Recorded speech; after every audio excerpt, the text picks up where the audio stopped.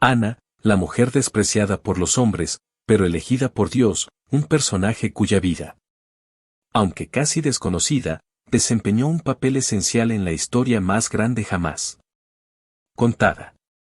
Su nombre ha permanecido oculto durante siglos, fuera de la Biblia tradicional, relegada a los evangelios apócrifos, específicamente al protoevangelio de Santiago, un texto que la mayoría desconoce. Pero, porque la historia de Ana, la abuela de Jesús, no aparece en las escrituras que leemos hoy? ¿Cómo es posible que una figura tan crucial en el plan divino fuera omitida de los textos canónicos? Aquí es donde las cosas se vuelven realmente fascinantes. Para entenderlo, debemos remontarnos a los primeros siglos del cristianismo, cuando los líderes de la Iglesia seleccionaban cuidadosamente qué libros serían parte del Nuevo Testamento. El Protoevangelio de Santiago, donde se narra la vida de Ana y el nacimiento milagroso de María, fue considerado apócrifo. Aunque era popular en las primeras comunidades cristianas, fue excluido debido a su enfoque en detalles que los líderes religiosos de la época consideraban innecesarios o extraños para la doctrina central. Pero la historia de Ana, su lucha y su milagro quedaron grabados en ese texto, escondidos a la vista de todos durante siglos. Esta asombrosa historia comienza con una verdad sorprendente, una que muy pocos conocen. Ana, la abuela de Jesús, fue una mujer despreciada por los hombres, pero elegida por Dios para ser parte del plan más grande jamás concebido, dar a luz a la madre del Mesías. En su tiempo, Ana vivió bajo una sombra de desdén y murmuración porque era estéril. En ese contexto, ser estéril significaba algo más que una simple dificultad para tener hijos. Significaba vergüenza, rechazo y lo peor de todo, ser considerada maldita por Dios. Imagina lo que significaba para una mujer de su tiempo ser estéril. No era solo una tragedia personal, sino también una vergüenza pública. Pero lo que hacía la situación de Ana aún más desesperante era que pertenecía a la descendencia real de David. Sí. El mismo linaje del que, según las profecías, nacería el Mesías, el Salvador del mundo. Sin embargo, Ana no podía concebir. Año tras año, su vientre permanecía vacío y los susurros a su alrededor se volvían cada vez más crueles. ¿Cómo puede una mujer estéril estar en el linaje que dará a luz al Hijo de Dios? Para entender su lucha, debemos comprender el contexto espiritual y social de Israel en aquella época. El pueblo de Dios, bajo dominio extranjero, buscaba desesperadamente una señal, una intervención divina. Las profecías hablaban de la venida del Mesías, un descendiente directo de David que los liberaría. Cada mujer de ese linaje cargaba con el peso de esa expectativa, pero pocas como Ana sintieron tan de cerca el filo de la desesperanza. En el Israel de aquel entonces, ser estéril era visto como una señal de rechazo divino. Este estigma no era único para Ana, sino parte de una cultura que veía la fertilidad como una bendición directa de Dios y la esterilidad como un castigo divino. En aquel tiempo, las mujeres como Ana no tenían un lugar de honor. Su identidad estaba entrelazada con su capacidad de dar a luz y si no podían hacerlo, eran relegadas al olvido. Sin embargo, Dios tenía otros planes. Aunque los hombres la despreciaban, Dios la había elegido. Y aquí es donde comienza la verdadera revelación. Mientras los hombres la veían como una mujer insignificante y olvidada, Dios la estaba preparando para una misión monumental. Ana, quien había sido descartada por la sociedad, sería elegida para traer al mundo a la madre del Mesías. ¿No es increíble? Dios no Elige a los que el mundo ensalza, sino a aquellos dispuestos a seguir su plan, incluso cuando todo parece perdido. Ana nació en una familia noble, descendiente directa del rey David, en una época de grandes expectativas para el pueblo de Israel. Desde pequeña, su vida estuvo rodeada de relatos sobre las antiguas promesas hechas por Dios a sus antepasados, especialmente la profecía de que de su linaje surgiría el Mesías, el Salvador del mundo. Creció en un entorno profundamente espiritual, con un fuerte sentido de responsabilidad hacia su fe y su herencia. En su hogar, las historias del gran rey David no eran solo relatos familiares, sino recordatorios constantes del peso que recaía sobre su familia. Un día, alguien de su descendencia traería la salvación. A medida que Ana crecía, esa responsabilidad se fue intensificando. Su educación no era solo religiosa, sino también cultural. Como descendiente de David, la joven Ana estaba destinada a grandes cosas. La sociedad de su tiempo la veía con esperanza y expectativa. Su matrimonio no sería simplemente una unión de amor o conveniencia, para muchos sería un paso hacia el cumplimiento de las promesas divinas. Su familia y su comunidad veían en ella a una portadora de la promesa, alguien que podría traer al Mesías. Fue en su juventud cuando Ana conoció a Joaquín, un hombre también de noble linaje y fe profunda. Ambos compartían la misma herencia espiritual y la devoción por las promesas de Dios. Su matrimonio fue celebrado con entusiasmo. Y para muchos era solo cuestión de tiempo antes de que Ana diera a luz al tan esperado descendiente del rey David, quien traería la salvación al mundo. Pero aquí es donde la historia toma un giro inesperado. Los años comenzaron a pasar y con cada año en que el esperado hijo no llegaba, las expectativas se transformaron en presión. Ana, al igual que su esposo, sabía que los hijos eran considerados una bendición directa de Dios en su cultura. Las mujeres que no podían concebir eran a menudo vistas como malditas o castigadas por alguna razón oculta. Lo que comenzó como una ligera preocupación se fue convirtiendo en una sombra oscura que acechaba su vida cotidiana. Las oraciones que antes eran llenas de esperanza ahora estaban teñidas de tristeza y desesperación. La comunidad, que en otro tiempo los miraba con respeto y admiración, comenzó a murmurar. Las miradas de simpatía pronto se convirtieron en juicios. Si Dios no les ha dado hijos, quizás hay algo que no sabemos, decían algunos.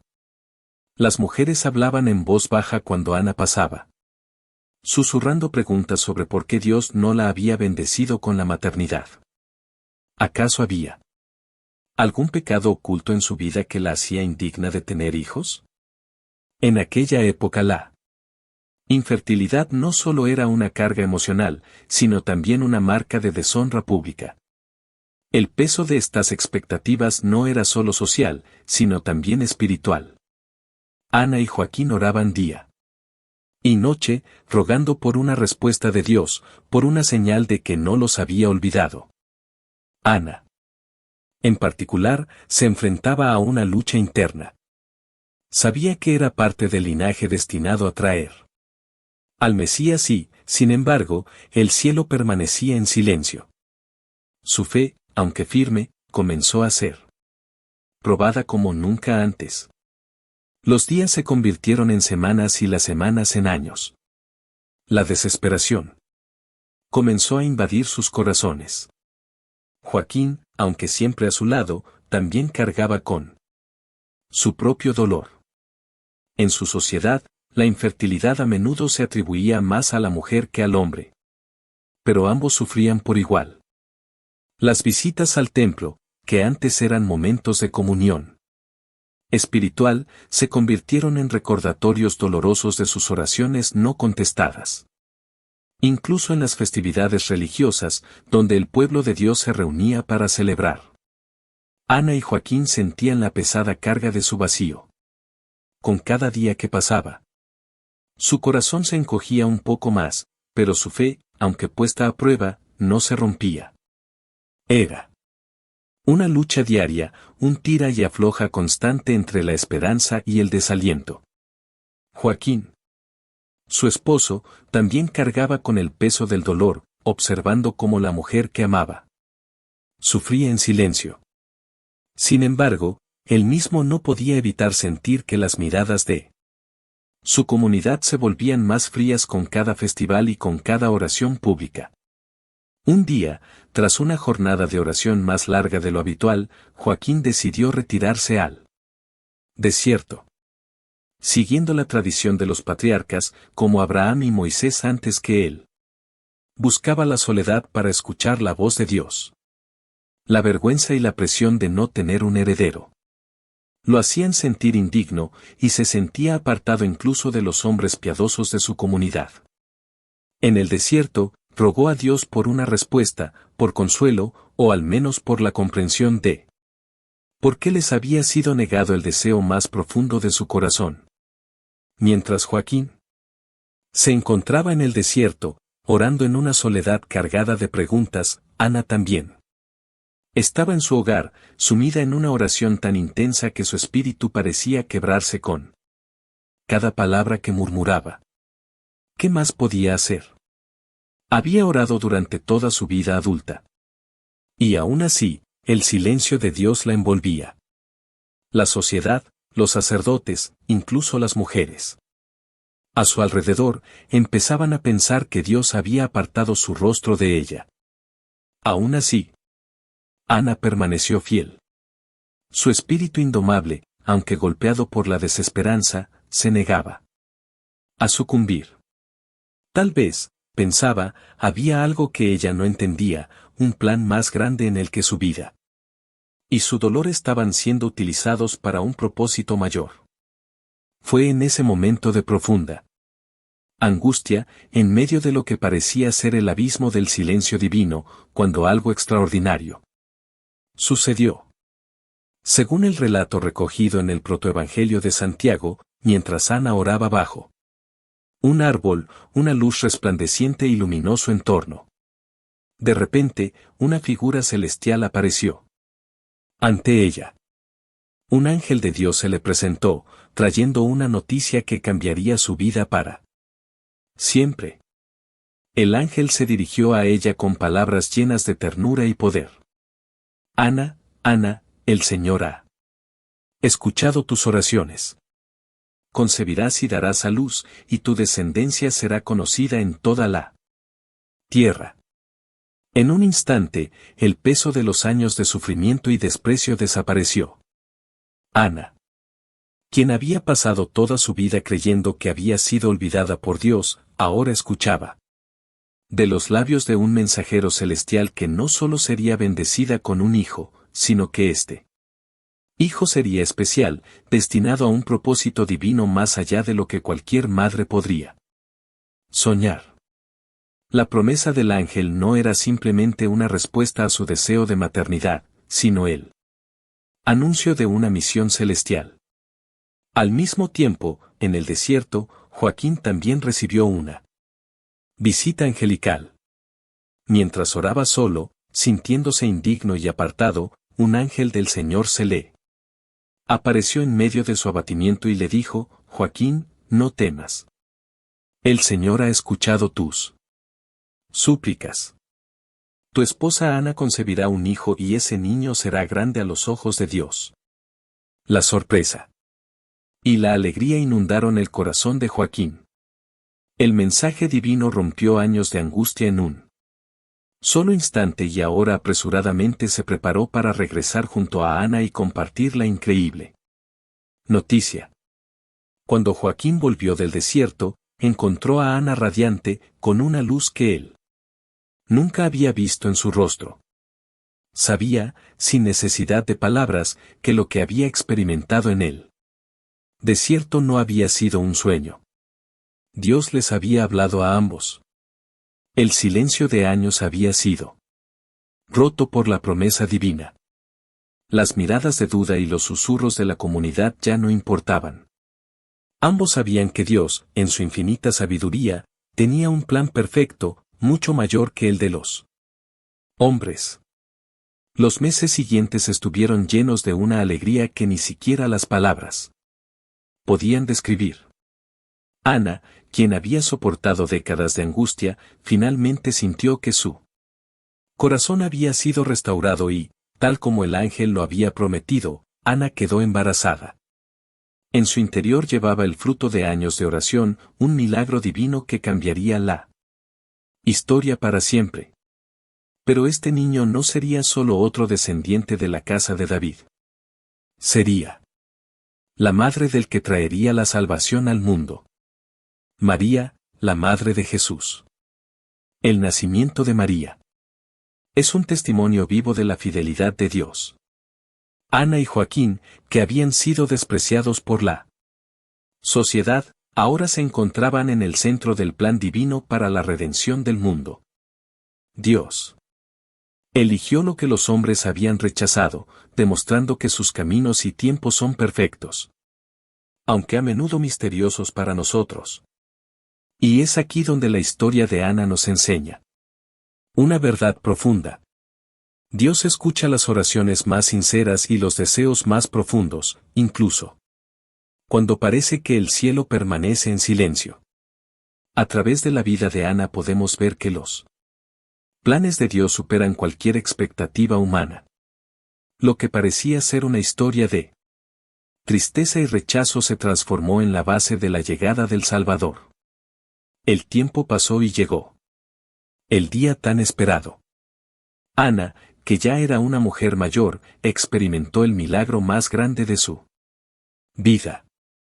Dio a luz a una niña a la que llamaría María. Según las tradiciones apócrifas, se cree que Ana tenía alrededor de 60 años cuando este milagro sucedió, una edad en la que todas las posibilidades de concebir parecían haber desaparecido.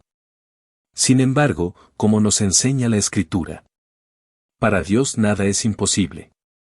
Ana, quien había sido despreciada y estigmatizada por su infertilidad, ahora era testigo de una intervención divina tan extraordinaria que transformaría no solo su vida, sino la de toda la humanidad.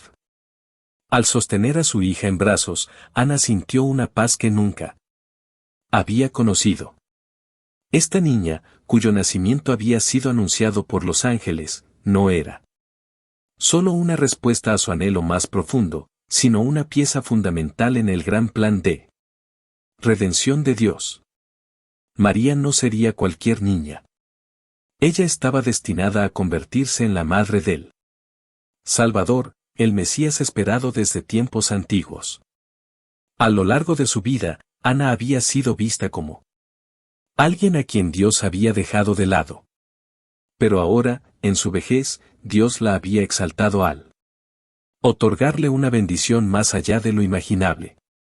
El nacimiento de María no solo trajo alegría a la vida de Ana y Joaquín, sino que también fue un signo del poder y la fidelidad de Dios. Esta niña milagrosa no fue concebida en la juventud de Ana, sino cuando todas las posibilidades humanas habían sido descartadas. Dios, una vez más, mostró que Él actúa en sus propios tiempos y que sus caminos están más allá de nuestra comprensión. Ana y Joaquín, a pesar de las dificultades de la vida, siempre habían mantenido su fe. Años de oraciones, lágrimas y súplicas no fueron en vano. Ahora, con María en sus brazos, Ana comprendía que todo el dolor y la espera habían sido parte de un plan divino mucho más grande de lo que alguna vez había imaginado. María no solo fue el cumplimiento de sus deseos personales de ser madre, sino también de una promesa que Dios había hecho al pueblo de Israel. De su linaje nacería el Salvador. El cuidado de Ana y Joaquín por María fue profundo, pues sabían que ella no era solo su hija, sino una elegida por Dios para llevar a cabo un propósito mayor. A medida que María crecía, Ana observaba cómo su hija mostraba una pureza y devoción a Dios que iban más allá de lo común. Ana y Joaquín sabían que esta niña especial estaba destinada a algo inmenso, algo que trascendería su vida y la de todos a su alrededor. María creció bajo el amoroso cuidado de sus padres, pero sobre todo bajo la mirada atenta y sabia de Ana. A pesar de que María había sido consagrada al templo, los primeros años de su vida transcurrieron en el hogar familiar, donde su madre le inculcó los valores y enseñanzas de la fe que la prepararían para su futuro. Ana, conocedora de las promesas que Dios había hecho a través de las generaciones de Israel, veía en su hija un brillo especial. Sabía que esta niña, milagrosamente concedida a ella en la vejez, estaba destinada a algo mucho más allá de lo ordinario. Conforme María crecía, Ana le hablaba de las grandes historias de las Escrituras. Le recordaba las promesas hechas a su antepasado David, le contaba las hazañas de los profetas y sobre todo le enseñaba a confiar en los planes misteriosos de Dios, que a veces desafían la lógica humana. Ana, con una profunda sensibilidad espiritual, cultivó en María un corazón puro, abierto y receptivo a la voluntad de Dios. Los momentos de oración eran centrales en la vida de ambas. A menudo Ana y María se retiraban juntas a un rincón del hogar, donde entrelazaban sus manos y oraban en silencio, pidiendo discernimiento y fortaleza.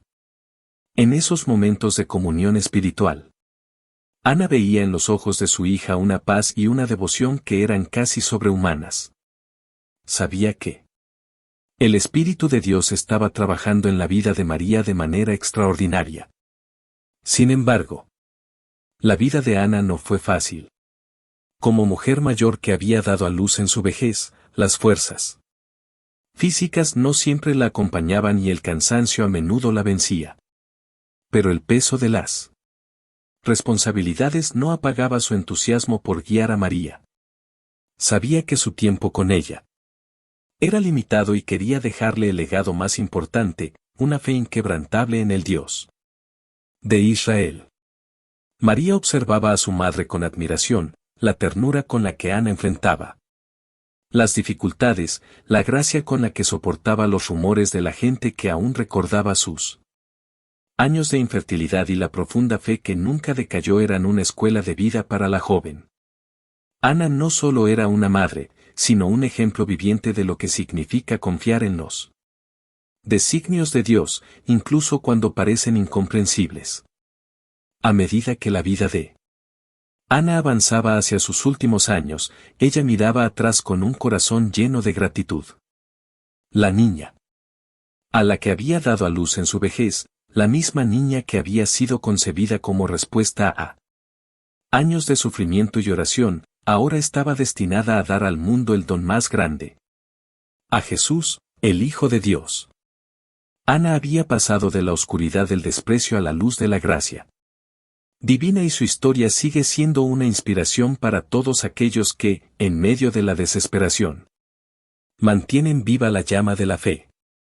La vida de Ana es un poderoso recordatorio de que los tiempos de Dios no son los nuestros y que cuando todo parece perdido, Él está obrando en silencio, preparando el terreno para bendiciones más grandes de las que podemos imaginar. A veces el plan de Dios se revela cuando ya hemos perdido toda esperanza y nos muestra que nuestras luchas, aunque dolorosas, son parte de un propósito divino que supera nuestra comprensión. Conforme los años avanzaban, Ana veía en María una madurez y una sabiduría que sobrepasaban su corta edad.